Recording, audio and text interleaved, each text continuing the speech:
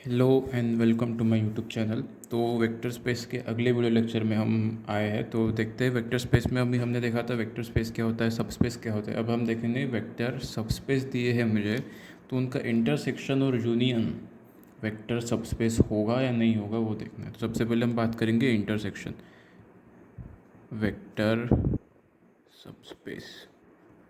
इसमें देखेंगे इंटरसेक्शन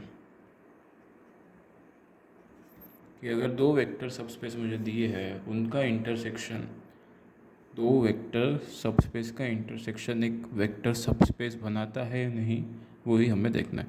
तो कंसिडर कर लेते हैं, लेट कंसिडर कि मेरे पास कोई V of F be a vector space. ये वेक्टर स्पेस है, इसमें कुछ वेक्टर्स है, इस तरह बनाना है आपको अगर अंडरस्टैंडिंग बढ़ानी है तो इसी तरह से बना के देखना पड़ेगा। टेक्स्ट बुक में जो लैंग्वेज मतलब लिखा है वो सब आप पढ़ सकते हैं, लेकिन अंडरस्टैंडिंग के लिए इसी तरह से बना के देखना पड़ेगा। बहुत ज़्यादा इंपॉर्टेंट है चीज़ें। तो अगर मेरे पास कोई वेक्टर स्पेस दिया है, उसके दो सब स्पेस दी है, मान लेते सब स्पेस यू एंड डब्ल्यू। इसी तरह से बनाना है, एग्ज़ाम में नहीं लेकिन समझना है आपको खुद से अच्छे से। तो ये बनाना बहुत ज़्यादा ज़रूरी है। इंटरसेक्शन आएगा, यूनियन आएगा, कौन से वेक्टर्स किस किस सेट में बिलोंग कर रहे हैं, तभी अंडरस्टैंडिंग बढ़ेगी। तो अगर यू मेरे पास कोई सब स्पेस दिया है एंड डब्ल्यू मेरे पास कोई सब स्पेस दिया है, तो यू इंटरसेक्शन डब्ल्यू जो भी आएगा, इंटरसेक्शन मतलब क्या होता है, जो एलिमेंट इसमें भी है जो एलिमेंट इसमें भी है, दोनों के कॉमन एलिमेंट इस इंटरसेक्शन में आएंगे। तो जो इंटरसेक्शन का जो वेक्टर्स का सेट बनेगा वो वेक्टर सब स्पेस बनाएगा कि नहीं बनाएगा, यही हमें देखना है। तो सबसे पहला काम क्या है, यही आप स्टेटमेंट वगैरह समझ लेना क्या है। हम देखते हैं प्रूफ इसका कि प्रूफ कैसे करेंगे कि ये you intersection W vector subspace बनाता है कि नहीं बनाता है। तो अभी देखो कि मेरा पहला काम क्या रहेगा। मैं वेक्टर स्पेस कब बनता है, जब कोई मेरे पास सेट ऑफ वेक्टर्स दिए रहे, वो कुछ कंडीशन सेटिस्फाइड करेंगे। वो कंडीशन हमने मतलब आपको पता होगा वेक्टर स्पेस के लिए कौन सी कंडीशन चाहिए होती है, वो कंडीशन सेटिस्फाइड करेंगे तभी तो हम उसे वेक्टर स्पेस कहते हैं। तो कब रहेगा, जब सेट ऑफ वेक्टर्स यानी कोई वेक्टर्स प्रेजेंट रहेंगे तब, यानी कि जो सेट रहेगा वो नॉन एम्प्टी सेट रहेगा तब। अगर एम्प्टी सेट रहा, कोई वेक्टर्स ही नहीं रहे, तो कंडीशन सेटिस्फाइड करने की बात ही नहीं उठती। तो इसलिए सबसे पहला काम क्या मुझे कि ये शो करना पड़ेगा कि यू इंटरसेक्शन डब्ल्यू ये नॉन एम्प्टी सेट है। नॉन एम्प्टी सेट, ये सबसे पहले मेरा काम है कि यू इंटरसेक्शन डब्ल्यू जो है वो नॉन एम्प्टी सेट होना चाहिए। तो अभी देख वेक्टर स्पेस है, वी ऑफ एफ को वेक्टर स्पेस दिया है मेरे पास। तो अगर वेक्टर स्पेस दिया है तो कंडीशन सेटिस्फाइड करता है। इस कंडीशन में अबिलियन भी रहती है कि अबिलियन ग्रुप होता है अंडर एडिशन। तो उसमें एक आइडेंटिटी लॉ भी होता है, सॉरी आइडेंटिटी एलिमेंट भी होता है। तो identity element under addition vectors के केस में कौन सा होता है, ज़ीरो वेक्टर, आपको शायद पता होगा। ठीक है, तो ये ज़ीरो वेक्टर है। तो किसी भी ग्रुप के लिए ज़ीरो वेक्टर, यानी कि कहना क्या चाहता हूँ कि आइडेंटिटी एलिमेंट यूनिक होता है। ये आपको पता होगा, आपने ग्रुप थ्योरी में पढ़ा होगा कि किसी भी ग्रुप के लिए आइडेंटिटी एलिमेंट होता है वो यूनिक होता है। तो अगर इस वेक्टर स्पेस के लिए आइडेंटिटी एलिमेंट ज़ीरो वेक्टर है, इसी से तो ये दो सब स्पेस बने हैं, और ये दो सब स्पेस बने हैं तो ये इंडिविजुअली भी वेक्टर स्पेस है।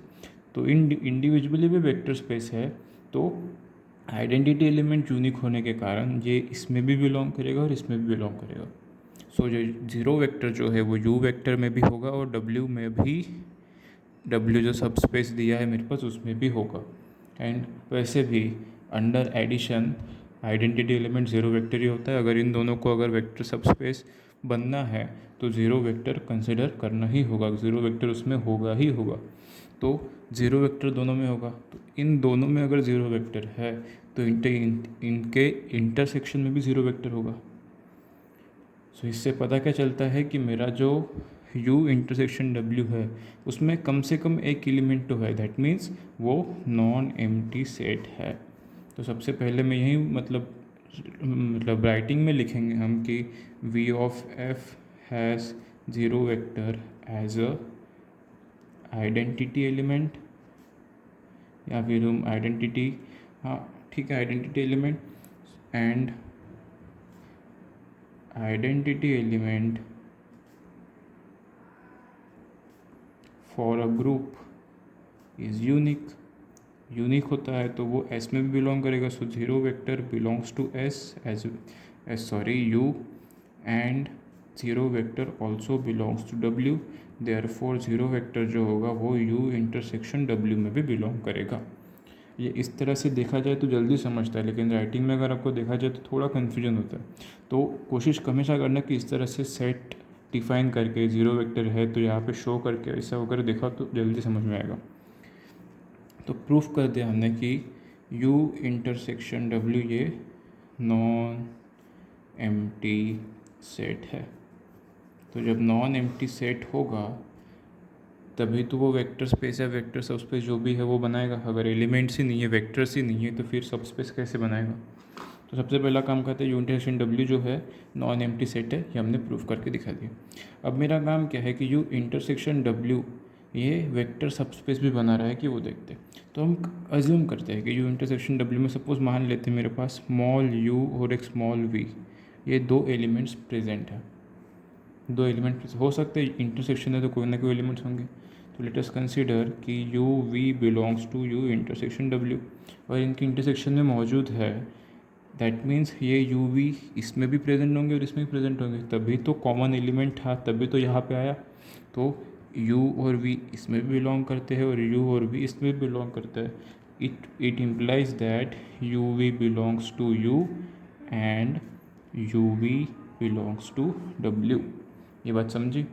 तो यू वी यू में भी बिलोंग कर रहा है, डब्ल्यू में बिलोंग कर रहा है, एंड यू और डब्ल्यू क्या है, U and capital U and capital W. थोड़ा राइटिंग में देख लेना, capital U and capital W क्या है, वेक्टर सबस्पेस है। That is U and W are the vector space. Vector space individually vector space भी होते हैं, लेकिन मुझे फिलहाल वेक्टर सबस्पेस होता है, ये इंपॉर्टेंट है। तो वेक्टर सबस्पेस अगर होता है तो वेक्टर सबस्पेस कब कहलाता है, जब अगर U V belongs to S होता है, then it implies that alpha dot U vector plus beta dot V vector belongs to S होना चाहिए। यही तो वेक्टर सबस्पेस की कंडीशन होती है, हमने कोलोरेटिव में ये चीज़ें पढ़ी थी। ठीक है, तो ये वेक्टर सबस्पेस के लिए ये कंडीशन होती है कि अगर यू वी एस में बिलोंग कर रहा है तो alpha dot U vector plus beta dot V vector भी एस में बिलोंग करना चाहिए। तो यू और W individually both are the vector subspace. तो यू और वी यू में बिलोंग कर रहा है, तो इनका जो alpha dot U vector plus beta dot V vector होगा वो भी यू में ही बिलोंग करेगा, because you is a vector subspace for all u v belongs to u.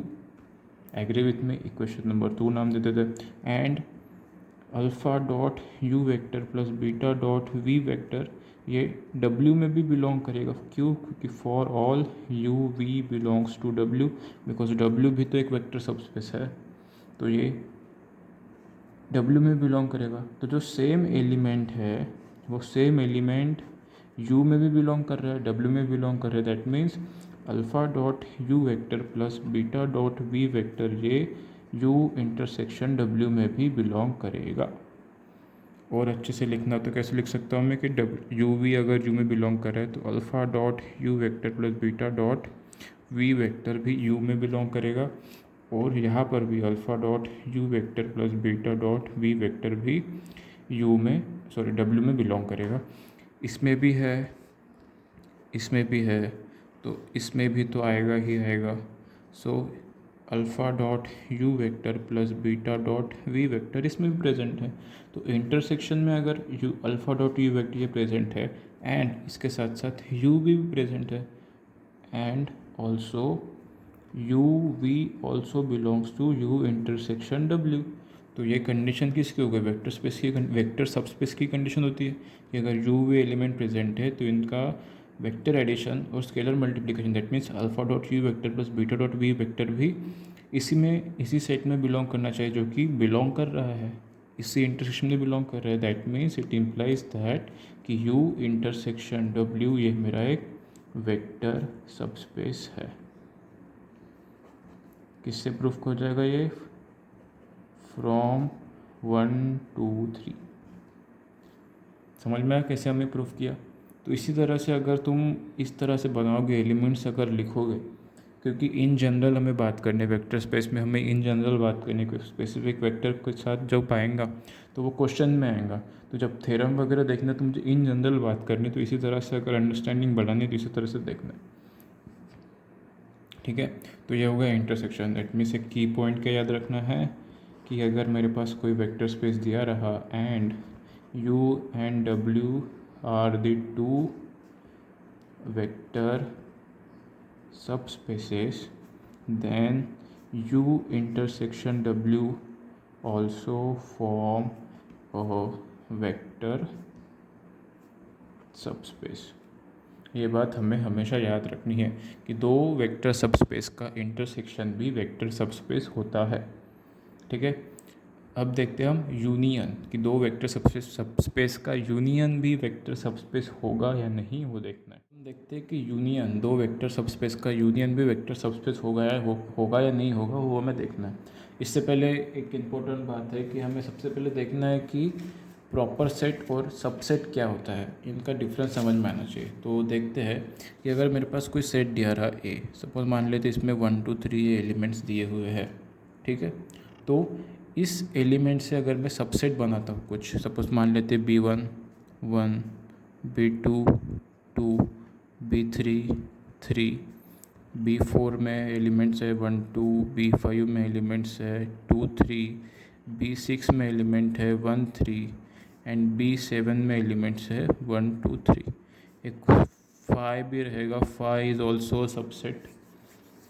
तो इस ए के इतने सारे सबसेट बनाए हैं। What is mean by subset? Subset मतलब इसके एलिमेंट्स को लेकर के कुछ मैंने अलग से सेट बनाया तो उसे हम सबसेट कहेंगे। सबसेट का सिंबल होता है ये सिंबल है किसका? सबसेट का। तो देखो अभी कि इनको सबको हम कहेंगे subset. B1 is a subset of A, B2 is a subset of A, B3 is a subset of A and B7 also subset of A. Every set is a subset of itself।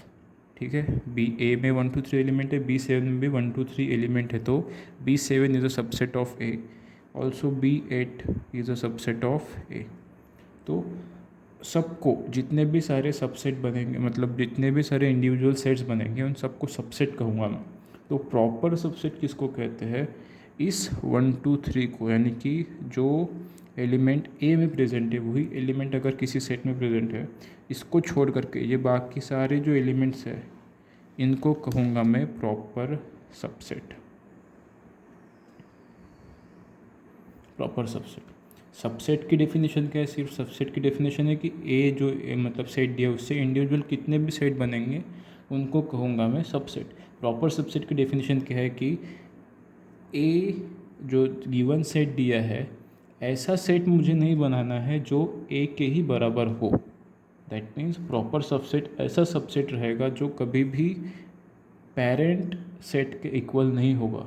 That means A can not equal to B7, अगर तभी इसे कहूँगा मैं proper subset. अगर ए B7 के बराबर ना हो, दैट मीन्स B1 है, B2 है, B3 है, B4 B5 B6 B8 ये सारे ए के बराबर नहीं है, तो इन सारे सेट को कहूँगा मैं प्रॉपर सबसेट। और बाकी सबको कहूँगा, बाकी सबको मिला के सबसेट कहूँगा, सबसेट कहूँगा। इनको सबसेट भी कह सकते हैं, इनको प्रॉपर सबसेट भी कह सकते हैं, लेकिन जो वे सेट पेरेंट सेट के बराबर होगा उसे हम प्रॉपर सबसेट कहेंगे।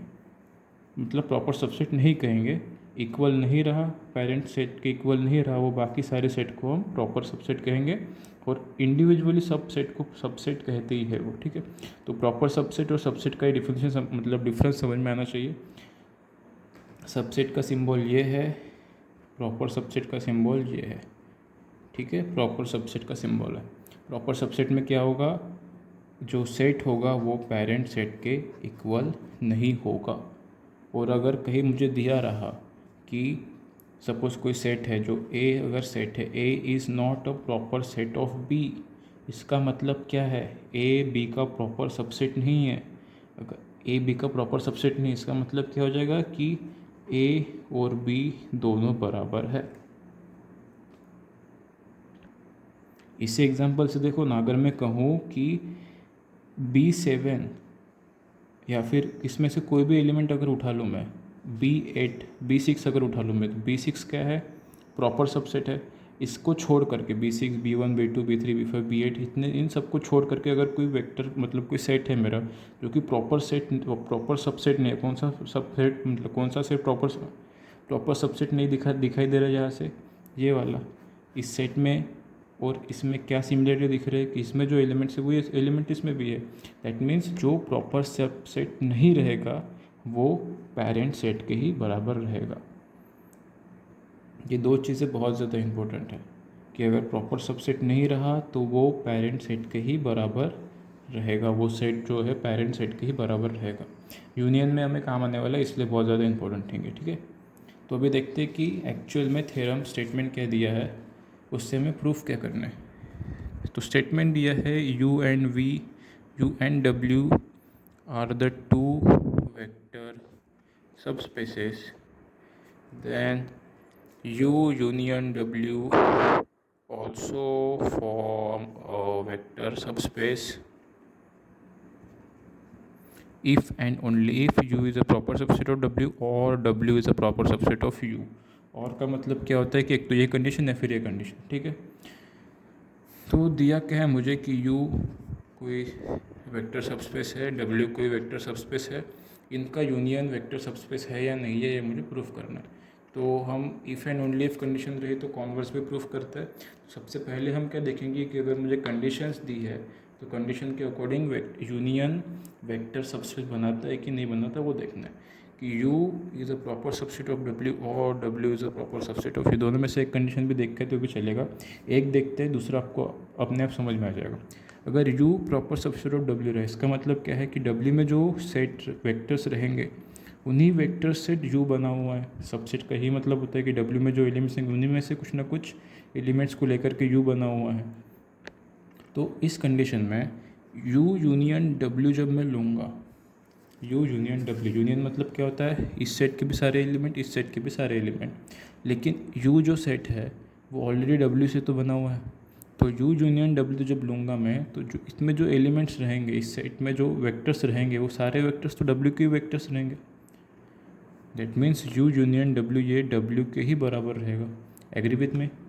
और अगर इसमें देख रहे कि अगर W is a proper subset of U बोल रहा हूँ मैं, तो U यूनियन W जब लूँगा मैं तो ये U के ही बराबर होगा, क्योंकि W किससे बना है, U से बना हुआ है। यूनियन लूँगा तो कौन से दोनों से मिला के सारे वेक्टर्स आएंगे, लेकिन U के जितने भी वेक्टर्स है वो ऑलरेडी W के जितने भी वेक्टर्स है वो ऑलरेडी U में तो प्रेजेंट है ही है। तो U यूनियन W जब लूँगा तो ये U के ही बराबर आएगा। दोनों में से एक कंडीशन तो भी चलेगा, और यहाँ पे एंड नहीं और। तो U अगर प्रॉपर सबसेट ऑफ W रहा तो इनका यूनियन W के बराबर रहेगा। तो W is a vector subspace, then U union W also a vector subspace. क्यों होगा, क्योंकि भाई W के एलिमेंट्स अगर वेक्टर सबस्पेस बना रहे हैं तो इसी W को अगर मैं कुछ और नाम दे दूँ तो भी ये वेक्टर सबस्पेस तो रहेगा ही रहेगा ना। तो W को अगर मैंने U यूनियन W नाम दे दिया, क्योंकि U यूनियन W में सारे W के ही तो एलिमेंट्स है, W के ही तो वेक्टर प्रेजेंट है सारे। तो इसी तरह से U यूनियन W अगर U इक्वल रहा तो U तो एक वेक्टर सबस्पेस ही तो है, इसके सारे वेक्टर अगर वेक्टर सबस्पेस फॉर्म कर रहे हैं तो U यूनियन W भी वेक्टर सबस्पेस रहेगा ही रहेगा। तो इस तरह से हमने प्रूफ किया, अगर एक कंडीशंस दी है तो उससे यूनियन वेक्टर सबस्पेस रहेगा, ये हमने प्रूफ किया। कॉन्वर्स में क्या करेंगे, कॉन्वर्स में मुझे क्या देखना है कि U यूनियन W अगर मेरे पास वेक्टर सबस्पेस दिया रहेगा तो मुझे U is a proper subset of W और W is a proper subset of U रहेगा, ये मुझे प्रूफ करके बताना है। तो कैसे करेंगे वो देखो, हम कॉन्ट्रडिक्शन लेके चलते हैं। मुझे प्रूफ क्या करना है कि U is a proper subset of W और W is a proper subset of U, ये मुझे प्रूफ करना है। मैं मान के चलता हूँ कि भाई प्रॉपर सबसेट नहीं है, that means u is not a proper subset of w और and w is not proper subset of u। इसका मतलब क्या हो जाएगा, प्रॉपर सबसेट नहीं है, दैट मीन्स ये दोनों सेट बराबर रहेंगे। हमने अभी प्रॉपर सबसेट के बारे में पढ़ा था कि अगर प्रॉपर सबसेट नहीं रहेंगे दैट मीन्स ये दोनों बराबर होने चाहिए। प्रॉपर सबसेट में ये सारे सेट आ गए, प्रॉपर सबसेट कौन सा नहीं है ये, तो ये सेट कैसा है, ये सेट पेरेंट सेट के बराबर है। तो इन दोनों कंडीशन के अकॉर्डिंग इससे क्या समझ में आता है मुझे कि u और w दोनों बराबर होने चाहिए। कॉन्ट्रडिक्शन लेके चल रहे तो मैं मान के चलता हूँ कि भाई u और w बराबर नहीं है। तो बाय कॉन्ट्रडिक्शन से हम सॉल्व कर रहे हैं कि हमने मान लिया कि u और w प्रॉपर सबसेट नहीं है एक दूसरे के, तो इससे और एक कंडीशन मान ली कि u और w दोनों बराबर नहीं है। प्रॉपर सबसेट नहीं रहे तो बराबर रहते हैं, लेकिन कॉन्ट्रडिक्शन से हमने मान लिया कि दोनों बराबर नहीं है। तो इससे क्या होगा वो देखो, u मेरे पास कोई वेक्टर सबस्पेस रहा, w मेरे पास कोई वेक्टर सबस्पेस रहता है, प्रॉपर सबसेट नहीं है तो u और w दोनों बराबर नहीं होंगे, इनका यूनियन में कुछ ना कुछ एलिमेंट्स रहेंगे। तो मैं मान के चलता हूँ कि एक u वेक्टर प्रेजेंट है, तो u वेक्टर एक तो इसमें होगा या फिर इसमें होगा, एग्री विथ मी, समझ में आ रहा है कि नहीं, कि u वेक्टर अगर यूनियन में कंसिडर करता हूँ मैं, तो ये एक तो यूनियन दोनों से मिलकर बना है ये, तो u वेक्टर एक तो इसमें प्रेजेंट होगा या फिर इसमें प्रेजेंट होगा। तो मान लेते हैं u अगर इसमें प्रेजेंट है तो ये w में प्रेजेंट नहीं होगा, क्योंकि u और w दोनों बराबर नहीं है, ये हमने ऑलरेडी अज्यूम कर चुके हैं, ये हमारा एजम्पशन था पहले ही। और अगर और एक वेक्टर में कंसिडर कर लेता हूँ तो कर लेता हूँ v, तो मान लेते हैं कि v इसमें प्रेजेंट है, तो अगर v इसमें प्रेजेंट है तो v इसमें प्रेजेंट नहीं होगा, क्योंकि u और w दोनों बराबर है नहीं। यही सब रिटर्न में लिखना है कि अगर u belongs to u union w, it implies that u belongs to capital U but u does not belongs to capital W and v belongs to, अगर u union w, it implies that v does not belongs to u and v belongs to capital W। समझ में आया? यही सारे return में किताब text book में आपको मिलेगा, लेकिन ये अंडरस्टैंडिंग क्लियर करेगा।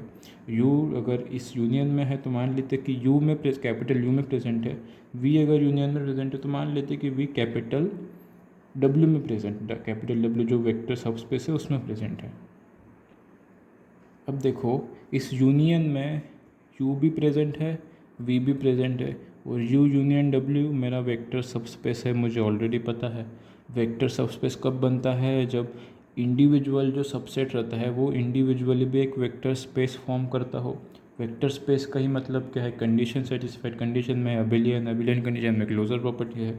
तो क्लोजर प्रॉपर्टी के अकॉर्डिंग अगर u यूनियन w में प्रेजेंट है तो इनका जो एडिशन है, वेक्टर एडिशन, ये भी u यूनियन w में प्रेजेंट रहेगा।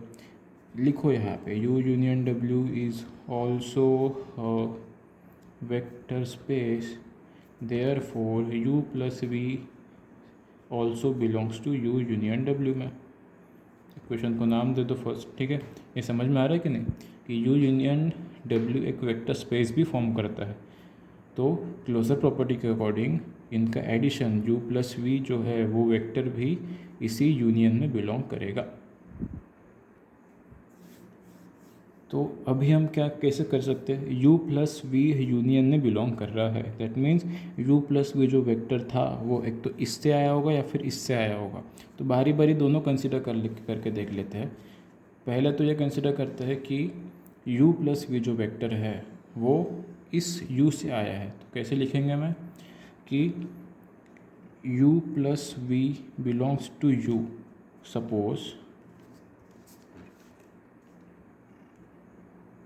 सपोज मान लेते हैं कि u प्लस वी अगर कैपिटल U से आया है, दैट मीन्स अगर u प्लस वी यहाँ है तो ही तो यूनियन में कहीं ना कहीं यहाँ से आएगा।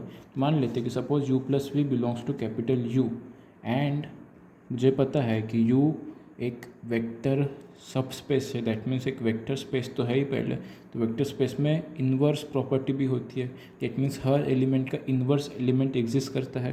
तो u का इन्वर्स एलिमेंट क्या हो जाएगा, minus u। Agree with me. V का इन्वर्स एलिमेंट क्या हो जाएगा, माइनस वी। ये दोनों भी इसी इंडिविजुअल सेट में बिलोंग करते होंगे because U and V also vector space. ठीक है, तो जो मेरा माइनस यू है वो भी यू में बिलोंग कर रहा है, यू प्लस वी यू में है, माइनस यू भी इसमें है, तो यू एक वेक्टर स्पेस भी फॉर्म करता है। तो क्लोजर प्रॉपर्टी के according minus U plus V करूँगा मैं। क्या किया मैंने, इन्हीं दो एलिमेंट को अगर ऐड किया क्लोजर प्रॉपर्टी के अकॉर्डिंग कर सकते हैं ना। क्लोजर प्रॉपर्टी क्या कहता है कि यू भी अगर एस में बिलोंग करता है तो यू प्लस वी भी एस में बिलोंग करेगा। तो ऐसे अगर दो एलिमेंट कंसिडर करता हूँ तो इनका वेक्टर एडिशन जो करूँगा मैं वो भी इसी सेट में बिलोंग करना चाहिए कि because you is a vector space. तो इनका जब एडिशन करूँगा तो क्या हो जाएगा, देखो minus U plus V minus U plus U cancel out हो जाएगा, जीरो वेक्टर रहेगा। Zero vector plus V vector कितना बचेगा, सिर्फ वी वेक्टर। तो ये V vector belongs to U होना चाहिए। बट हमने कंडीशन क्या, मतलब हमने अजम क्या किया था कि वी वेक्टर जो है, कहा गया यू या हाँ, तो जो वी वेक्टर है वो वी वेक्टर यू में बिलोंग नहीं कर रहा है। यहाँ से भी आपको दिखाई दे रहा है कि जो वी वेक्टर है वो डब्ल्यू में बिलोंग कर रहा है लेकिन वी वेक्टर यू में बिलोंग नहीं कर रहा है। दैट मीन्स हमने जो अजम्पशन किया था वो अजम्पशन कम्प्लीटली रॉन्ग है। बट लिखो यहाँ पे, but V vector does not belongs to U vector, therefore our assumption is wrong. इसी तरह से अगर मान लेते हैं कि सपोज़ अगर u प्लस डब्ल्यू अगर इसमें बिलोंग करता हो, u प्लस वी सॉरी, अगर मान लेते कि u प्लस वी अगर कैपिटल W में बिलोंग कर रहा हो एंड माइनस वी तो इन्वर्स एलिमेंट है वो तो W में बिलोंग करेगा ही, तो इन दोनों का vector addition that means minus V plus U plus V भी W में बिलोंग करना चाहिए। Minus V plus V cancel out होगा तो सिर्फ u वेक्टर बचेगा, तो u वेक्टर भी W में बिलोंग करना चाहिए। But u vector does not belongs to W, u vector does not belongs to W। इसे ठीक है, तो इससे क्या पता चल रहा है कि अवर अजम्पशन इज़ रॉन्ग। अजम्पशन हमने क्या लिया था कि भाई u is a proper subset, not proper subset of W and W is not proper subset of u। ये अजम्पशन जो हमने लिया था वो अजम्पशन कम्प्लीटली गलत है। दैट मीन्स जो u प्लस वी जो है, u प्लस वी जो वेक्टर है वो वेक्टर कभी भी u यूनियन w में बिलोंग नहीं कर सकता। ये जो अजम्पशन हमने लिया था वो अजम्पशन रॉन्ग साबित हुआ। हेंस इससे क्या प्रूफ होता है कि u is a proper subset of w रहेगा और w is a proper subset of u रहेगा। समझ में आ गया हमने कैसे प्रूफ किया ये। इसी तरह से देखना है हमें कि एक तो पहले डायरेक्ट फिर उसका कॉन्वर्स भी हमें प्रूफ करके देखना। सबसे पहले हमने प्रूफ क्या किया था कि अगर मेरे पास से कंडीशंस दी है तो उससे यूनियन वेक्टर सबस्पेस बनाता है कि नहीं बनाता है। उस कॉन्वर्स में क्या दिखा था, अगर यूनियन अगर वेक्टर सबस्पेस ऑलरेडी दिया है मुझे तो इनसे ये कंडीशन कैसे सेटिस्फाइड करेंगे, प्रूफ करेंगे, वो हमने देखा। तो आई होप आपको ये वीडियो लेक्चर समझ में आया होगा, यूनियन और इंटरसेक्शन। फाइनली हमने क्या सीखा है दोनों वीडियो लेक्चर में, वीडियो लेक्चर में क्या सीखा हमने कि पहला कि यू इंटरसेक्शन डब्ल्यू एक वेक्टर सबस्पेस बनाता है एंड उसके साथ साथ यू यूनियन डब्ल्यू भी एक वेक्टर सबस्पेस बनाता है। कब, if and only if you is a proper subset of W होना चाहिए और W is a proper subset of you होना चाहिए। तो आई होप आपको ये वीडियो लेक्चर समझ में आएगा, यूनियन और इंटरसेक्शन समझ में आएगा। मिलते हैं नेक्स्ट वीडियो लेक्चर में, बाय।